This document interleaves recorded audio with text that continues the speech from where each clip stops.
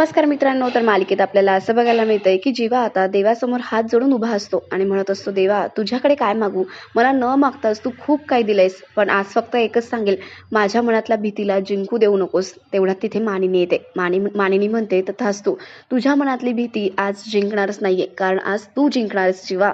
असं बोलून आता जीवाला ती खूप धीर देत असते.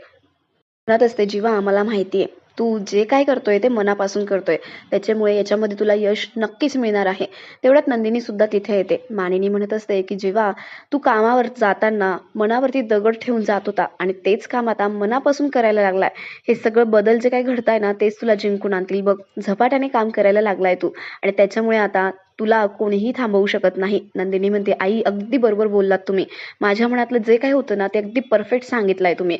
आता दोघी जणी जीवाचं खूप कौतुक करत असतात, त्याला मोटिवेट करत असतात. तेव्हा म्हणतो, आई जगातल्या प्रत्येक आईला असंच वाटतं की तिचा मुलगा हा जिंकूनच येणार आहे. तेवढ्यात नंदिनी म्हणते, फक्त आईला नाही हा, बायकोला सुद्धा वाटतं की माझाच नवरा मैदान मारून येईल आणि त्याच्याशिवाय दुसरं कोणी परफेक्ट असूच शकत नाही, असं प्रत्येक स्त्रीला सुद्धा वाटत असतं.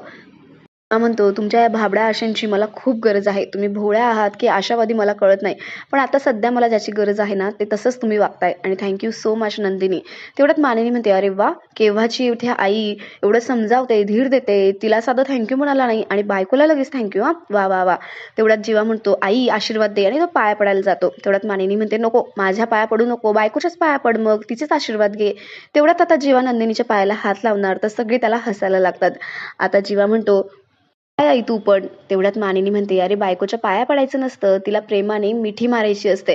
जीवा आता नंदिनीला मिठी मारायला जातो. नंदिनी म्हणते, काय हे जीवा, तुम्ही सुद्धा असं करायला लागलात. तेवढ्यात मानिनी म्हणते, अरे वेड्या, तू आता माझ्यासमोरच तिला मिठी मारणारच की काय, बायकोच्या प्रेमात वेडा झालाय जीवा तू. आता सगळेच ते म्हणजेच मानिनी, जीवा आणि नंदिनी हसायला लागतात. जीवा म्हणतो, पार दादा केव्हाचा थांबलाय माझ्यासाठी, मी निघतो. तेवढ्यात नंदिनी म्हणते, हे घ्या, आणि ऑल द बेस्ट, टिफिन सुद्धा संपवायचा आहे आणि आज तुम्ही जिंकणार आहात, त्याच्यामुळे येताना पेढे नक्की घेऊन या. आणि आता जीवाला सगळेजण निरोप देत असतात. जीवा खूपच उत्साहात असतो आणि तिथून तो निघून जातो.